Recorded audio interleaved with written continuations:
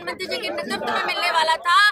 2029 के अंदर 1/3 मेजोरिटी हमारी महिला शक्ति की होती असेंबली के अंदर भी, उसको सैबोटेज करने का अगर किसी ने काम किया है तो वो कांग्रेस और उसके घटक दलों ने किया है। ये नारी जो आज यहाँ से रोष प्रकट कर रही है, ये हर सड़क पर, हर कूचे पे जाएंगी और कहीं ना कहीं अपनी आवाज को बुलंद करते हुए कहीं ना कहीं ये जताएंगी कि आने वाले समय के अंदर पार्लियामेंट में जब जब इनके एमपीज जो हैं सड़क पर उतरेंगे या अपना वोट मांगने उतरेंगे तो ये महिलाएं जो है इनको रोष प्रकट करते हुए इनको अपना जवाब जो है उस वोट के द्वारा देंगी। 2029 के अंदर माननीय प्रधानमंत्री ने एक अच्छा रोड मैप बनाया था जिसके अंदर 33% महिलाएं जो है सुरक्षित होकर जो है उसके अंदर बैठती और कहीं ना कहीं इस देश की बागडोर में अपनी भूमिका निभाती। लेकिन कांग्रेस ने और उसके घटक दलों ने इसको बिल को गिराकर कहीं ना कहीं हम सब के लिए, हमारे आत्मसम्मान के लिए बहुत बड़ी ठेस पहुंचाई है।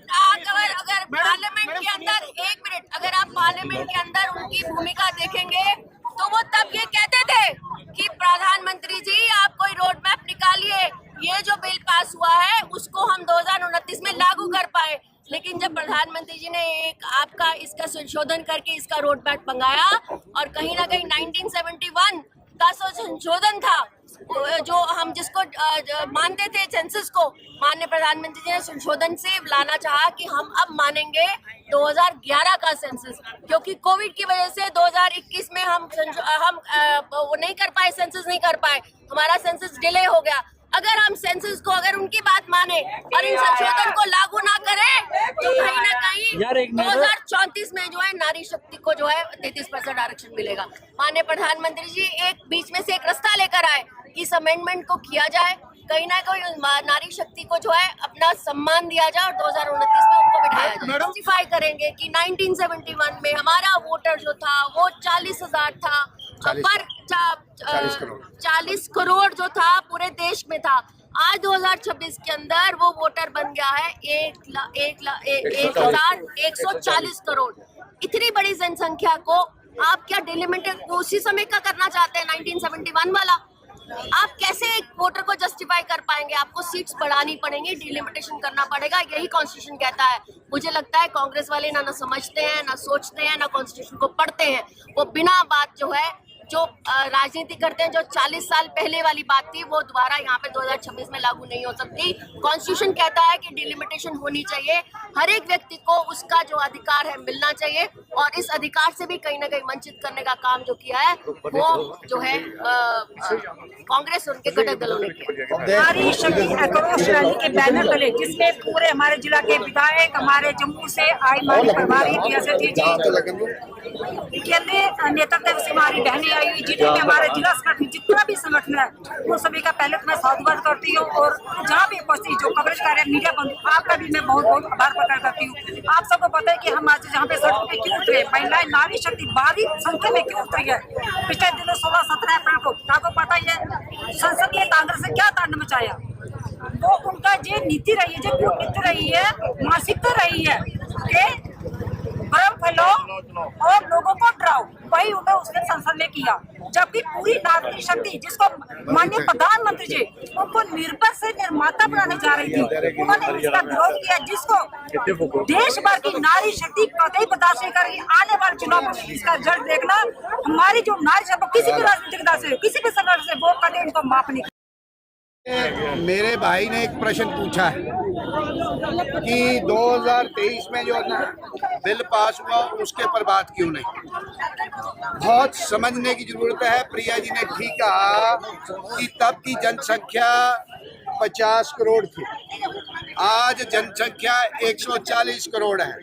मगर उसके साथ साथ जब अटल जी, इंदिरा गांधी जी से सिलसिला चला और तब उन्होंने 25 साल के लिए डिलिमिटेशन को स्थगित किया, फिर अटल जी आए और उन्होंने 2026 तक इस डिलिमिटेशन को स्थगित किया।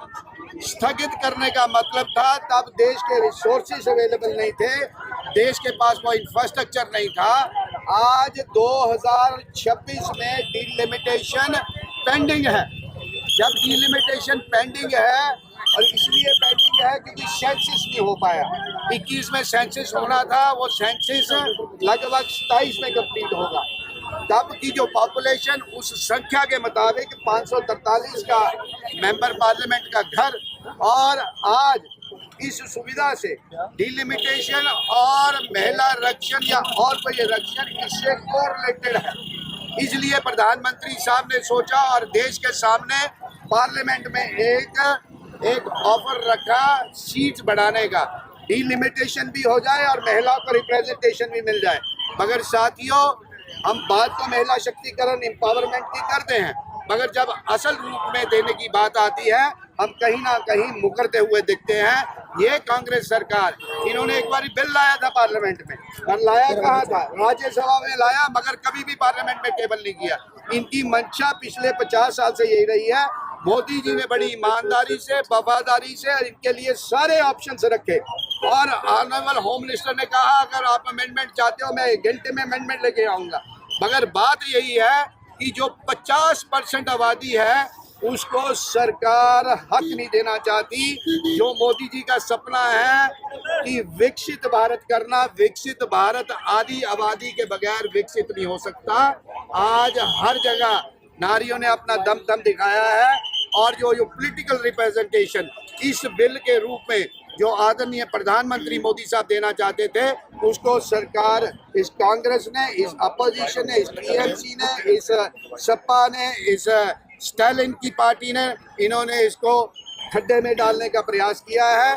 जनता देख रही है, जनता सब कुछ जानती है, इनकी मंशा भी जानती है। तो आज मैं यही कहूँगा कि आज कठुआ की धरती पर महिला मोर्चा की अध्यक्षता में ये जो जन सलाब निकला है।